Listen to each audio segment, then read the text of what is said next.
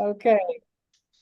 All right. And welcome, everyone. This is God Talk, and this is August 29th.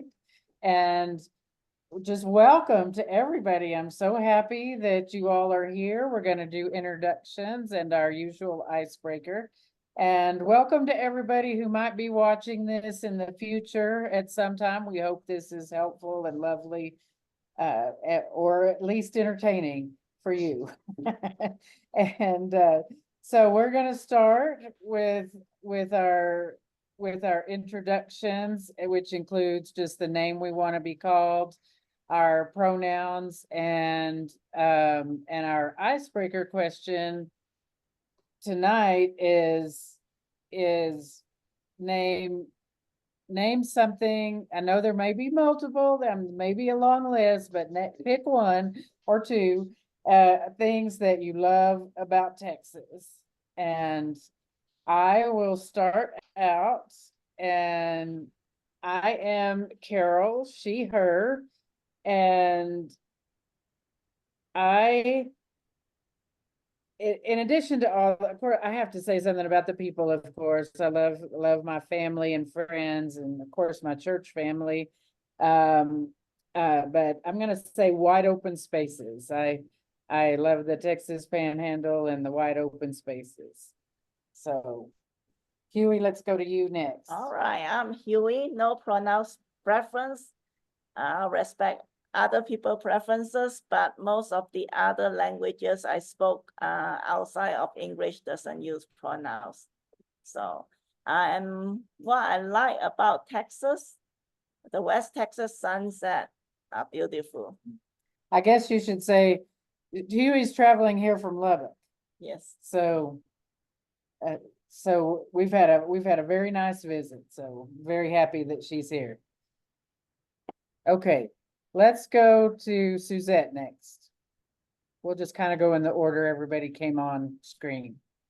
I have to unmute because Amazon just came and my dogs all went crazy. I'm Suzette, she, her. And the thing I love the most about Texas, and it's not the flatness of Texas, but I love the cotton harvest. That is the most beautiful thing I have seen since I've been in Texas. They just defoliated they put a chemical on the cotton plants and it takes away all the greenery. So the only thing left are the cotton balls and it looks like snow. And it's absolutely beautiful. So that's what I love. Nice. Okay. It's all around my house. So I look like it snowed. Cool. Snow without the cold. My name is Adrian, he, him. And the thing that I like about Texas, which I think is just kind of funny, is that I feel like every person in Texas has been ingrained and maybe hypnotized to basically follow the song once they hear the catchphrase, the stars at night are big and bright, deep in the heart of Texas. It just seems like if you start singing it, somebody out there from Texas will just go ahead and do it. I love it. Okay, Lynn. Are you muted? Yeah, I'm Lynn and I'm she, her. And that's really a difficult question for me, but I've been thinking about it. I think what I like most about Texas is Houston, the city Houston, because I'm originally born and raised in Chicago, and I've lived in Detroit, and I've visited other major cities throughout the United States. But what's different about Houston is that when I moved here in 1977, it was an international feel about it. There were people in Houston from all over the world, from all over Texas and all over the United States. and my career path was in corporate America, and oftentimes I was um, the the only black or African American in my work, and so I got to meet this just wonderful array of other people.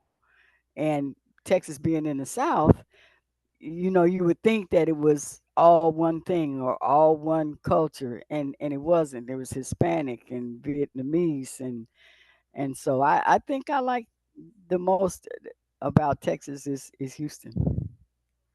Excellent. Hello, Gregor. I'm Gregor, he, they, y que me encanta de Texas es la comida. Hay varios tipos de comida en el estado. So what I like best about Texas is the food, because there you can get any kind of food you want in Texas. In the big cities, you get, you know, even in Austin, we have everything from Ethiopian food to Peruvian food to obviously Mexican food, and just you name it, you can get it here.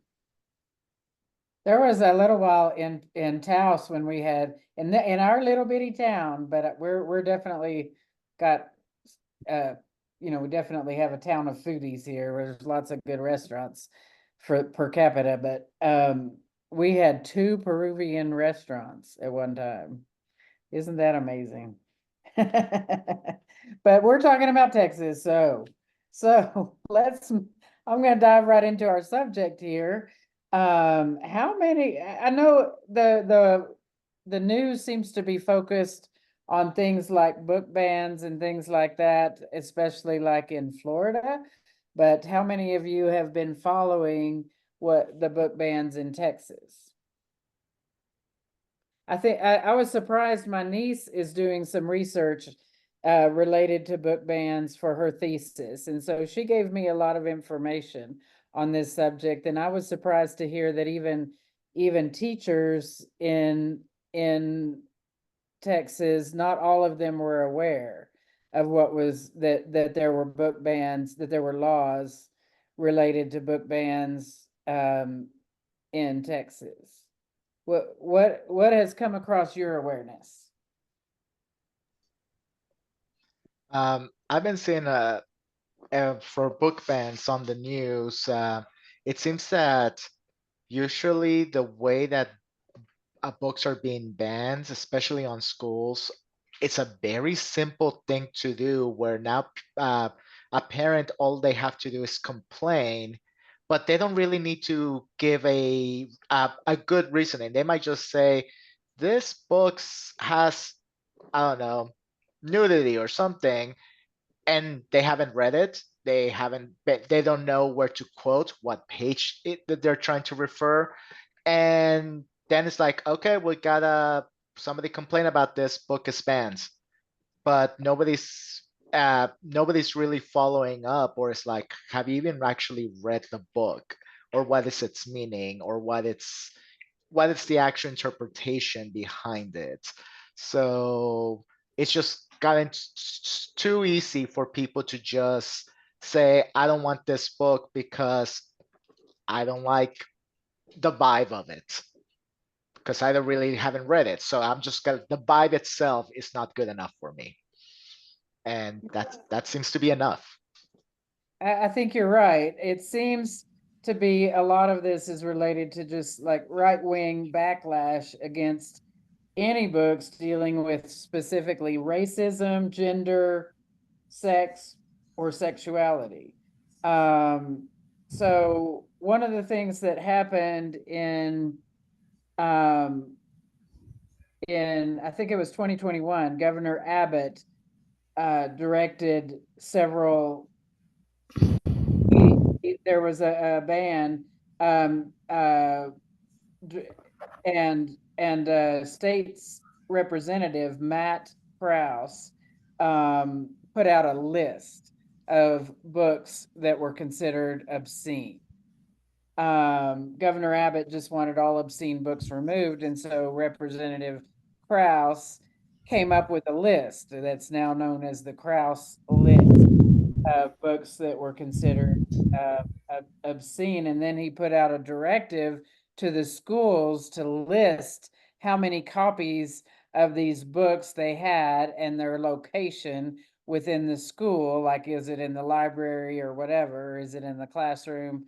And how much they paid for it. So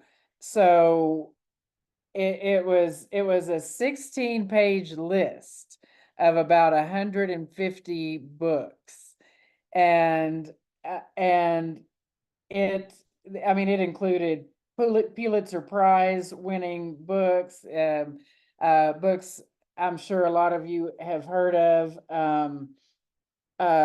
The Bluest Eye by Toni Morrison is a common one, and Cast is one that we used in our church book club when I was attending, or when I was part of a small group of an Episcopal church. Just lots of anything that really, particularly targeting critical race theory, but then it kind of became expanded to talk about things like teen pregnancy, abortion, anything LGBT, just, anything that had anything to do with sex really at all. But a lot of books on that list, yeah, like Adrian said, didn't really seem like anybody had read them. So I think what you said, Adrian, was pretty telling, in terms of the up until I'm going to tell you about another incident, but up until that incident, the main way that books were being removed was for parents to complain to the school board. Does anybody know what happened in Granbury? I didn't know till I read about it. Kreger, what can you tell us about it? I don't know. I can't remember the name of the book, but just a bunch of white people with fussy hair, got together and said, we got to have this book out of the school. And, so they did it.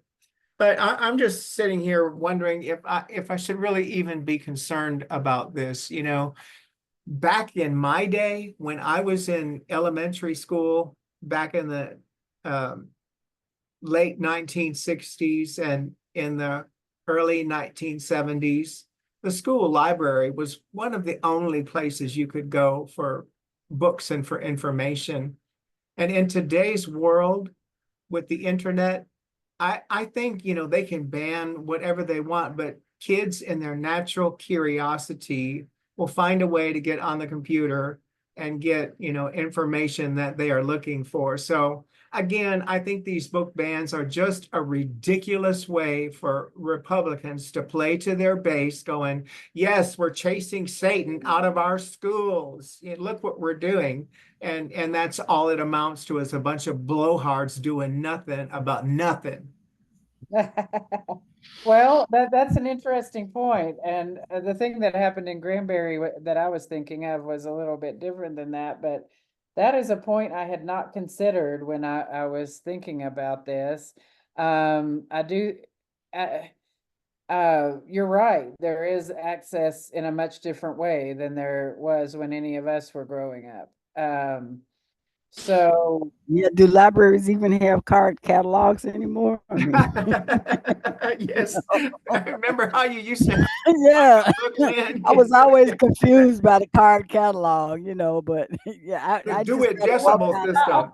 Library is just not physical books anymore too. Just a library. Actually more people check out their digital books that you read on phone and apps. Is that true of school libraries too? I don't know so much about school I library, would but then imagine. in Lubbock, the problem is that the most outspoken proponents of books banning and challenging a lot of books in Lubbock, they don't even have kids in the schools. So there was talk about needing to change the rules, because it's one thing if parents, complain, but these are not even parents. They have no Mhm. kids in the school at all. I mean, a lot of time they are just, Well, what would our faith say about censorship in any form? What book banning? I mean, that's what we're talking about, right? It's just censorship. So what does our faith say about that? Well, I don't know what faith would say, but first problem I would have is someone else determining what is obscene, because Exactly. that's the Yeah, word. that's a really good point. But when how I can think you about determine? Yeah.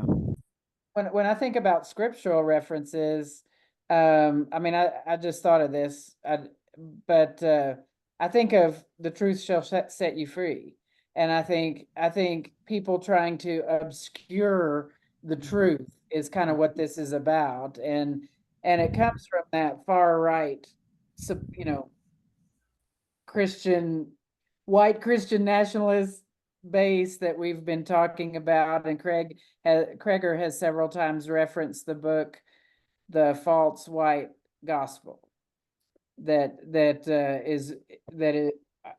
our church has a group on Wednesday night that meets about that's reading that right now. Anyway, so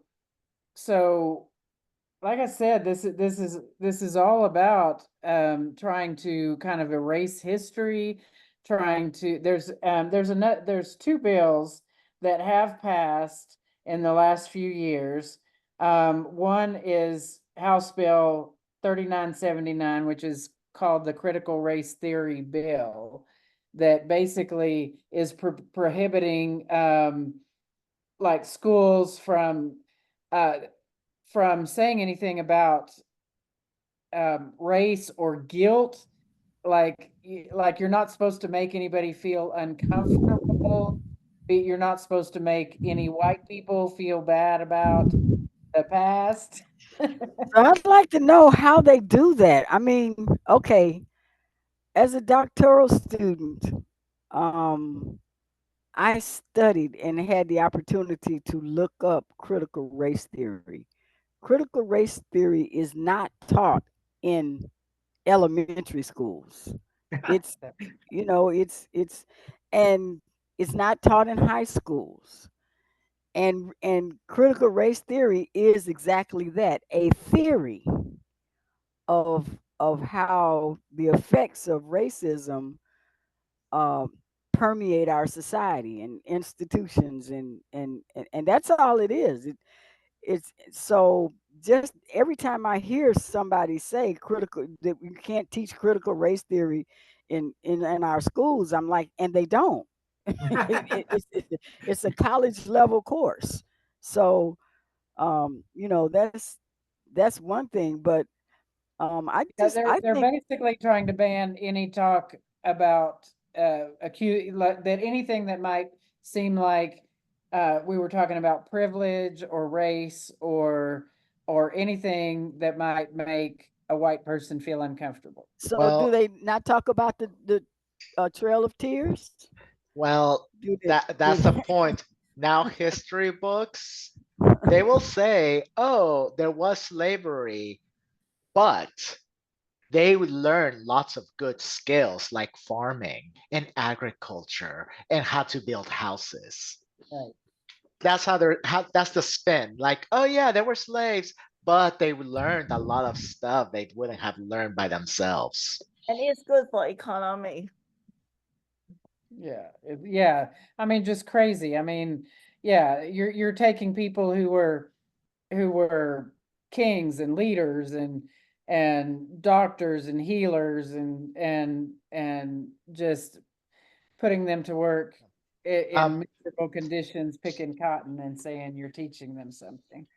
There was That's one thing I did wanted to comment. When Krager, what he said, like all the books now people are online and they can get the information themselves. And that's true. I think the main issue, especially with schools, is those books are being banned that were usually mandatory reading. And therefore, there was a class discussion because that's the one where you could hear different points of view and different thoughts from your classmates, from your peers, from the people that are your friends in school, and what they thought what something meant when they were reading it.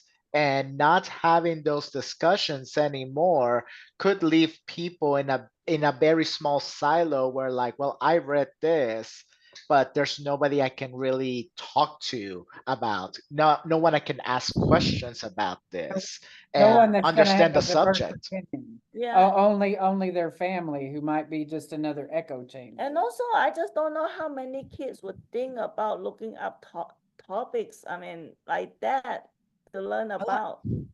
And Well, also, I think the more they ban, it was just like, yeah, I mean, it's just kids I- are not thinking about looking up what happened in history.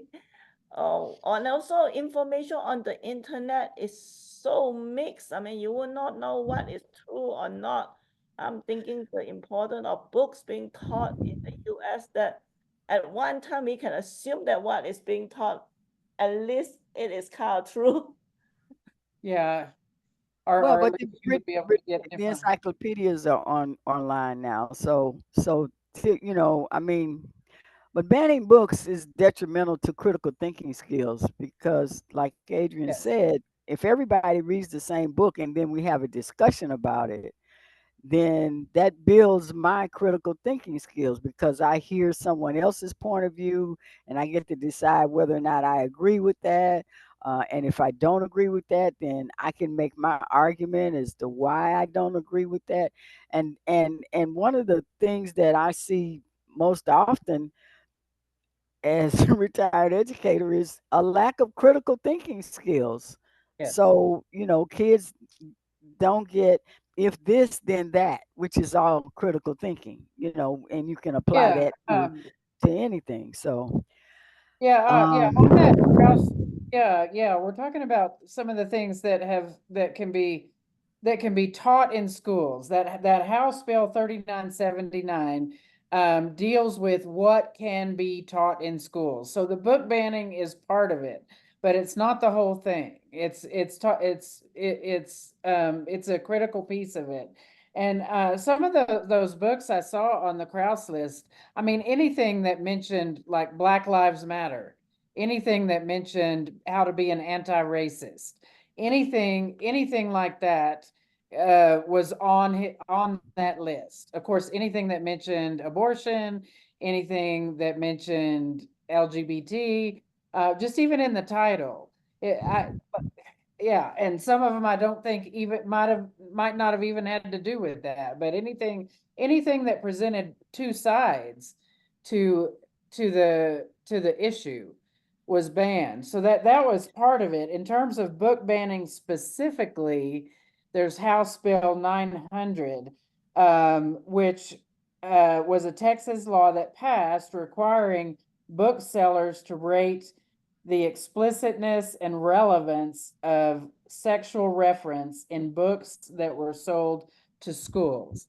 It was challenged because it was unconstitutionally broad and vague, and a judge barred Texas from enforcing it, but then a panel of Fifth Circuit judges blocked that order.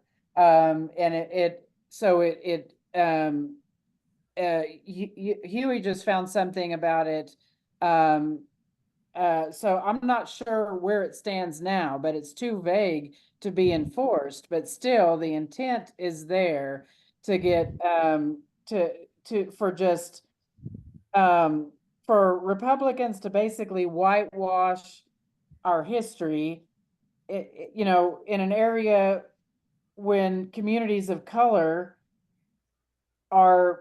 have just had an era of explosive growth in our state and in the Texas state. I mean, I shouldn't claim it for I think myself. another thing to consider in the future is that education is going to be just like healthcare. The kind of healthcare and education you get will depend on the zip code where you're from. In case in that's point, always been true. in cities like Austin, Austin is like this little blue island with a little red turd, which is the state capitol, parked in the middle of it. We have the local DA here that's saying they refuse to prosecute anyone that gives a woman an abortion in the city. We've got them saying that they will not, if it makes it all the way through all the appeals and all the legal stuff, they will not enforce Senate Bill 4 on immigration, where you can just pull people over and, or whatever, and, ask for their immigration status or what have you.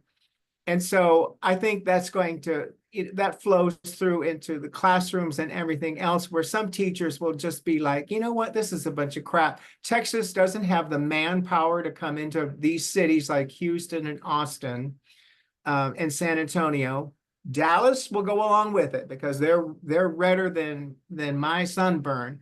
But in some of these cities, if you're in the right zip code, you're going to still have access to this information. And, even if they ban it in the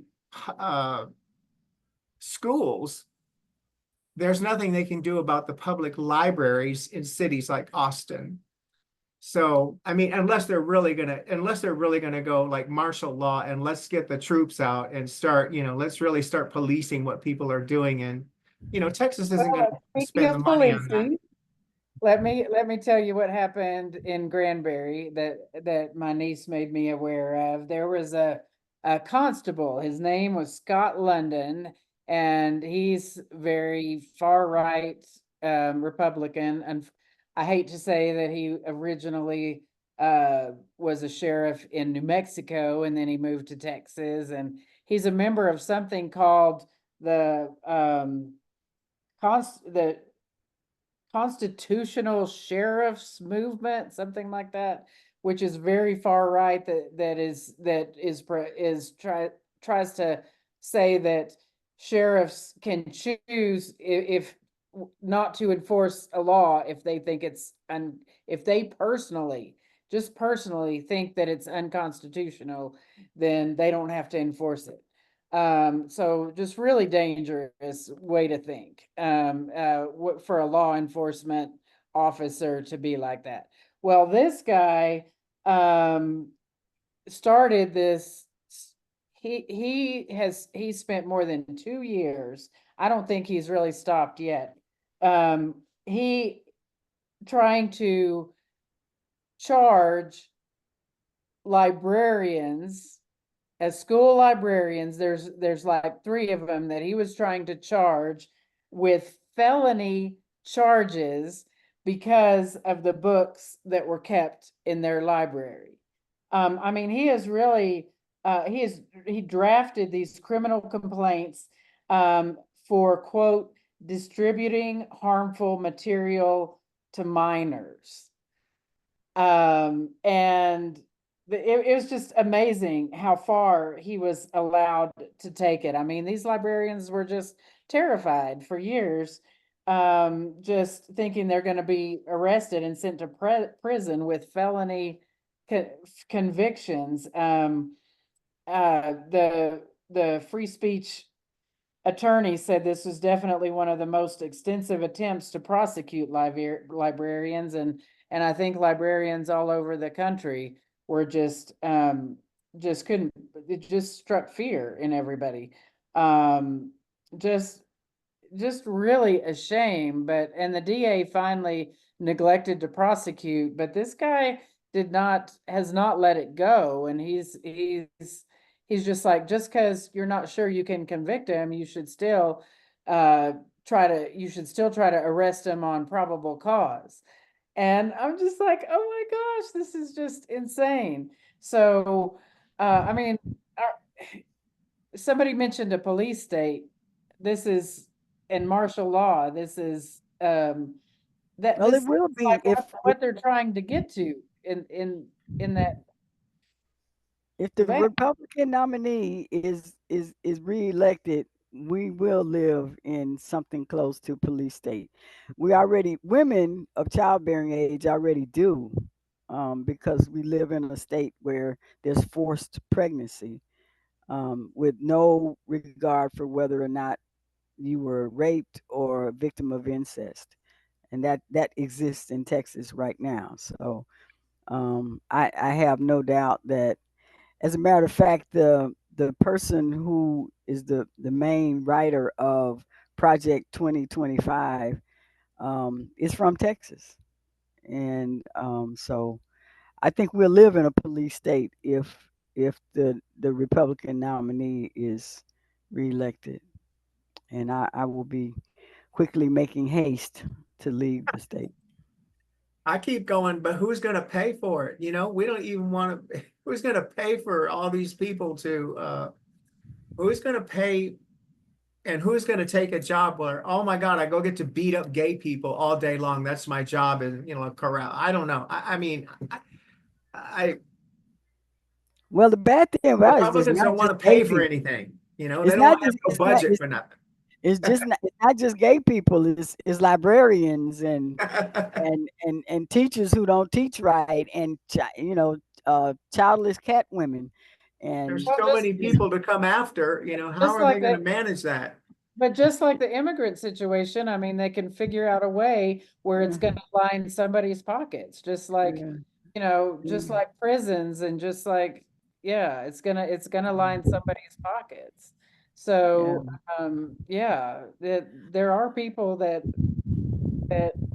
will take the horrible jobs, the jobs that we think of as horrible. Some people really like beating up mm-hmm, people that are different than them. mm-hmm.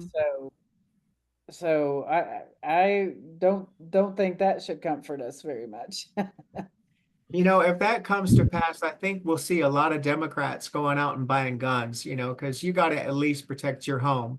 You know, if someone's coming in after Christie, what are you going to do? I mean, if someone's truly coming in after y'all, what are you going to do? Are you going to, We have bought guns. Yeah, yeah, And I'm not a things fan. I'm not a fan, but we have guns. Yeah. It's different. I mean, in a Don't way, mess with me. one thing to be a responsible gun owner, another thing is just guns for everybody. Well, the Okay. law, everybody in Texas can have a gun. You Right. don't even have to Carry have it a in permit. public. You don't even have to have a Well, permit. It doesn't have to be registered. So we're already there. well, We're I always already do there. a little sarcastic uh, joke with some friends that it seems like for some people the solution is always more guns. Give teachers more guns, and it's like, you know what? Why stop there? Every child gets a school gun as well. Yeah. Why not? Hey, that'll keep them safe, right? Yeah. Like, no, that's not the way. Right. No. Yeah, we're No. still in for a rough time after November the 5th.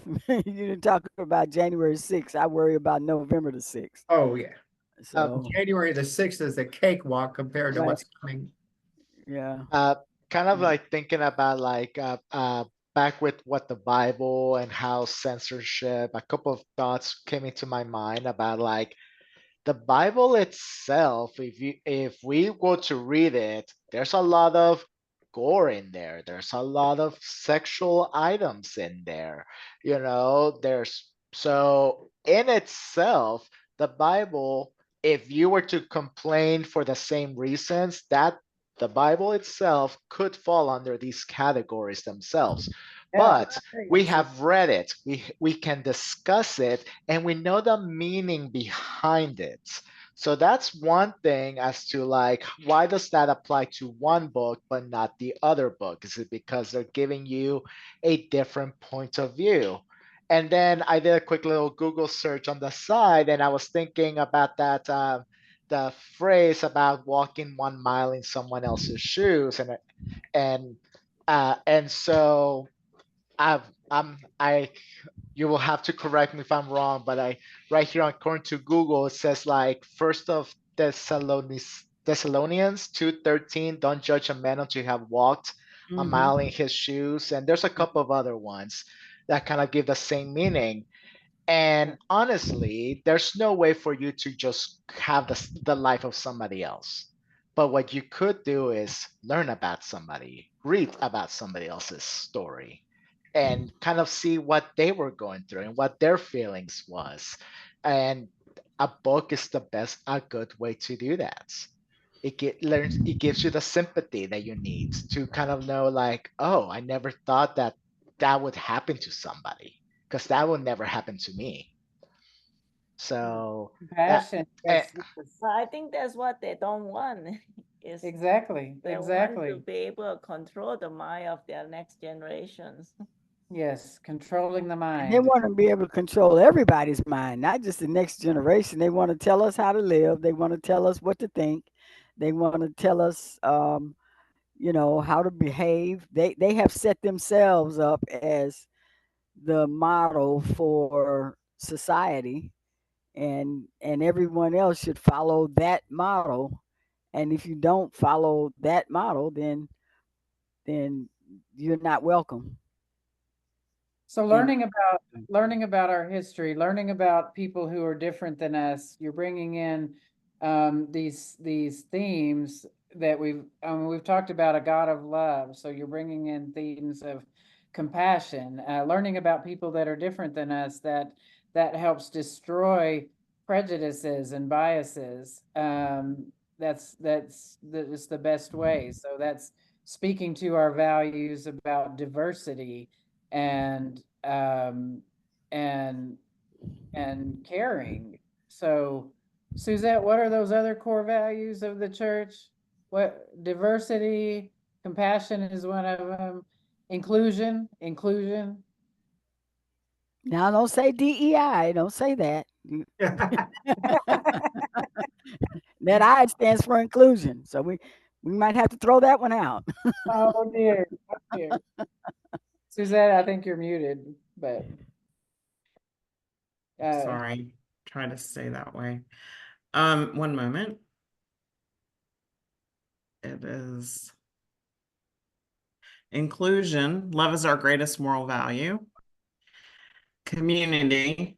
The second, our deepest desire is to offer a safe and open community for people to worship, learn, share, and grow in their faith.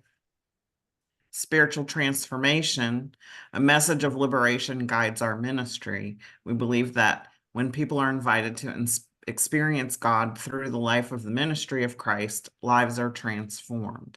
And justice. We are committed to uplifting all people and standing with those who suffer under the weight of oppressive systems. We are guided by our commitment to global human rights. so clearly these are oppressive systems that we're talking about, or there are systems that are that we're hoping we can keep at bay, that we can fight. So so you've talked about some qualities that I think we could ascribe to God. I think that's where our faith comes from. So where do you see God in this, or what can we learn about God from this discussion? I think God just created the heavens and the earth and human beings and just said, have at it. You have free will and choice, and I'm just sitting back here watching all of it, because I can't come up with any other conclusion. God had to create Hitler every bit as much as God created me. I can't go anywhere else with that. So God is like, you're here, you make your own choices. You will either, learn how to live together on the planet, or you will blow it up. You'll destroy it. Global warming, everything like that. You'll either learn or you'll perish. And that's just the situation as far as I can see.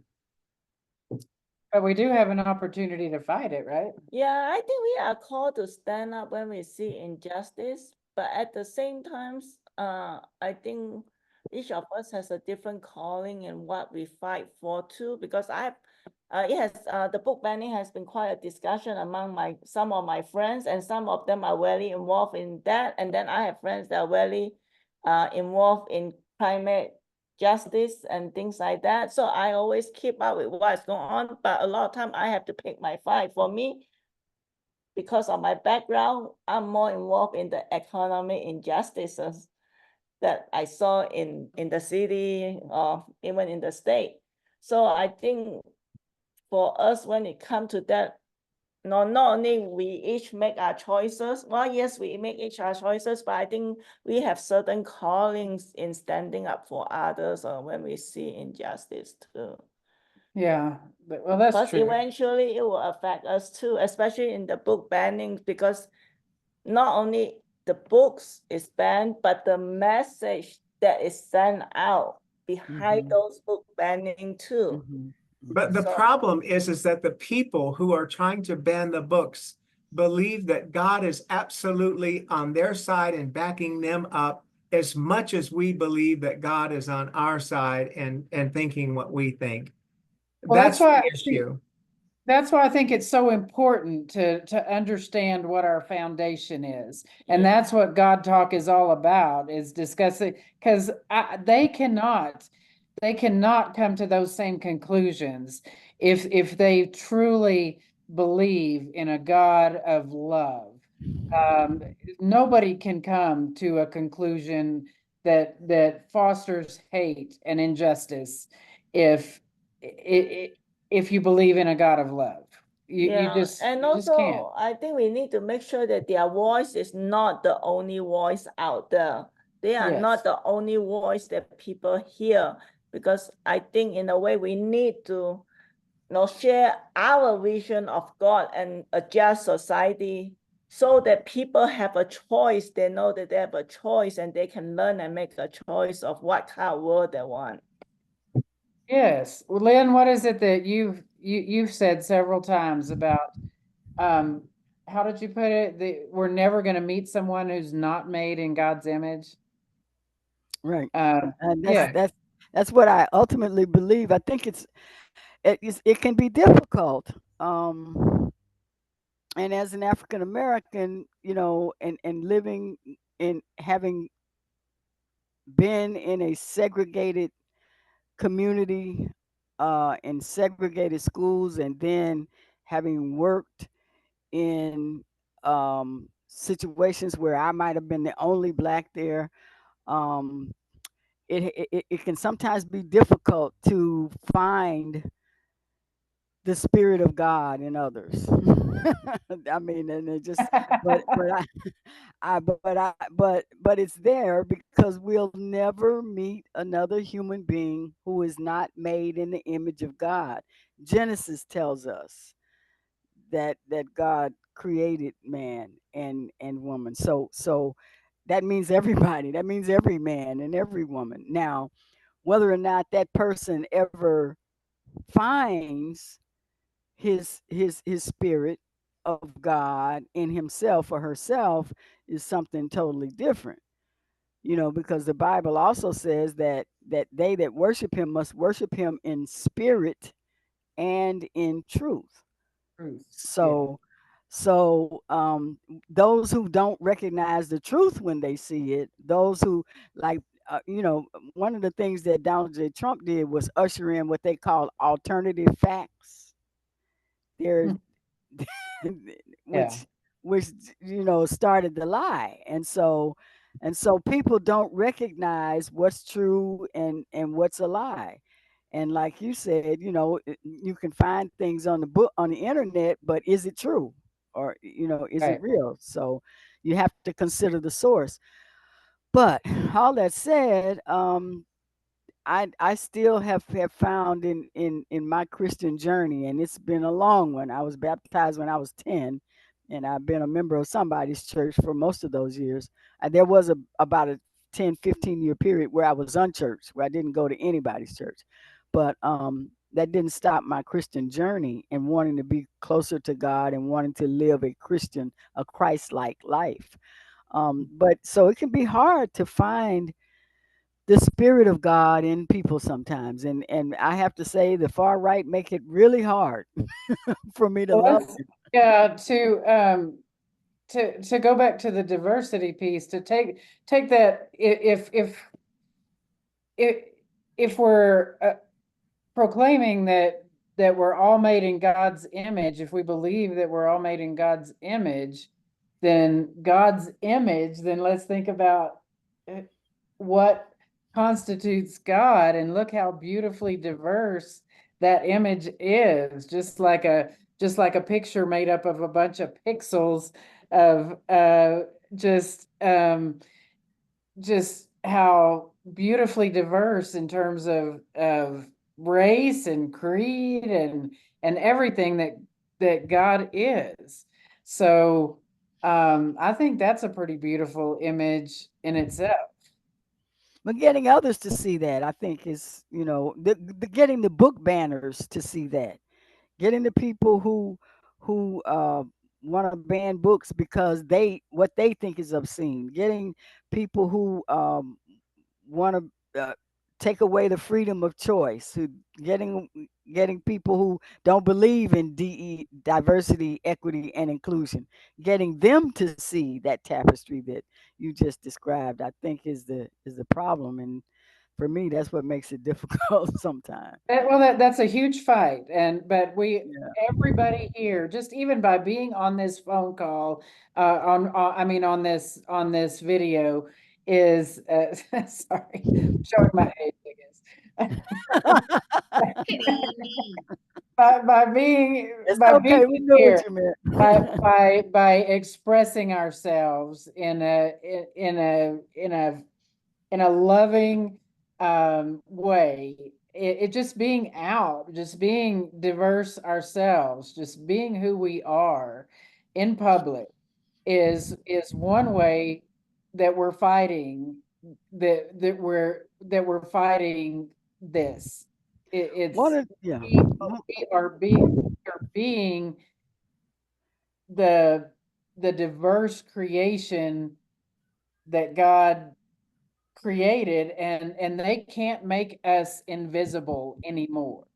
They Right. cannot make us invisible. And One of the our things that I conversation, but these are replayable conversations that we have. So I went back and looked at our YouTube channel, and most of these have at least 40 replays, and so somebody's listening, right? right, good. And that One makes of a the things difference. one of the things that I think we several weeks ago, a long time ago, you asked, um, what can we do? How can we, show our Christ behavior, in everyday life? And one of the things that I have done, I don't do it quite so much anymore because I don't go to McDonald's as much as I used to. Mhm. I used to perform what I call random acts of kindness. And so if I'm in the McDonald's line on Sunday morning getting coffee for my spouse or for my mother-in-law, something for breakfast, I would pay for the person behind me. I would pay their bill. So I would ask the cashier how much their bill was, and I would pay for them, and then drive off. And it didn't matter who it was. The only thing that mattered was, did I have enough money in the bank to pay for it. And I firmly believe that those random act of kindness made a difference in at least that person's life. Now, and most of the time, as I would drive off, because they wouldn't know it until they got to the window, and then I'd get my order. I was ahead of them, and I drive. A lot of times, people would wave and say thank you. Sometimes people didn't, but I have to say that I felt that I was displaying the love that Christ calls us to have for others, for strangers that I didn't know. And I think that performing random acts of kindness, maybe not like that, but something really does help also to That's a beautiful example. yeah. That's an I example was of nice to that lady with the Trump shirt on the other day. But everybody thought I had a rainbow flag on or something. It might have been more effective. when I hear the term "God's got it," I can really get all, just brainy or just all frazzled about that comment. But when I hear "God's got it," I interpret that as God's got it because people like Lynn are at McDonald's paying for the person behind them.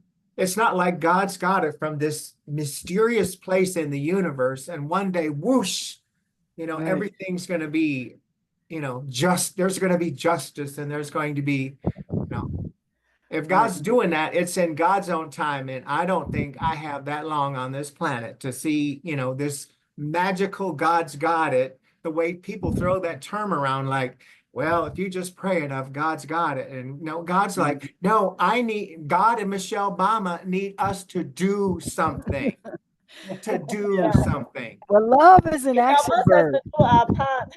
That's for sure. That's for sure. But I want you to know that just by living your lives as the people that you are, as the beautiful, loving, wonderful people that you are,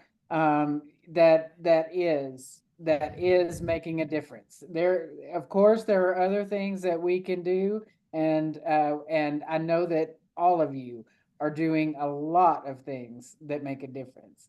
But I want you to really pat yourselves on the back and celebrate who you are, just because If we go super viral and have like 3 billion views, can we just like retire from our jobs and do this as our living? Like love it. people will come to watch us talk, and they'll get answers for their lives, right? Right. We'll solve all the problems of the world, right? Well, that's a beautiful dream. So on that note, does anybody want to say anything before Krager prays us out? No. No, just thank you That's for an assumption, Krager. I'm sorry. I ask you every time, but you're such a beautiful, Yeah, you do it so well. you do it so well. Holy So- God, we're just grateful for the opportunity to gather again and every Thursday. Just for us and maybe the people who are watching, maybe this is one of the most important things that happens in their week, all week long. We just don't know what kind of impact we're having on the 40 people who watch this. And that's what we're trying to do. We're trying to be your unconditional love, your face, your hands, your feet in this world in the best ways that we know how, with the talents that you have given us. God, help us to move this effort forward. Help us to show love to our enemies, to people that we disagree with. Help us to be strong and steadfast in our beliefs, in our, when we hear things that don't sound like love, okay, well, let's don't run away. Let's just stand our ground for a moment. So just help us to lead lives of integrity and truth and love. And we ask all of this in the holy name of Jesus. Amen. Amen. Amen. Well, have a great long weekend, everyone. So nice to see your Bye. smiling faces. I look forward to it every week. It's wonderful. Love y'all. All right. I have to try as a representative to not say any political party or any politician's name. So I apologize for saying a politician's name in this.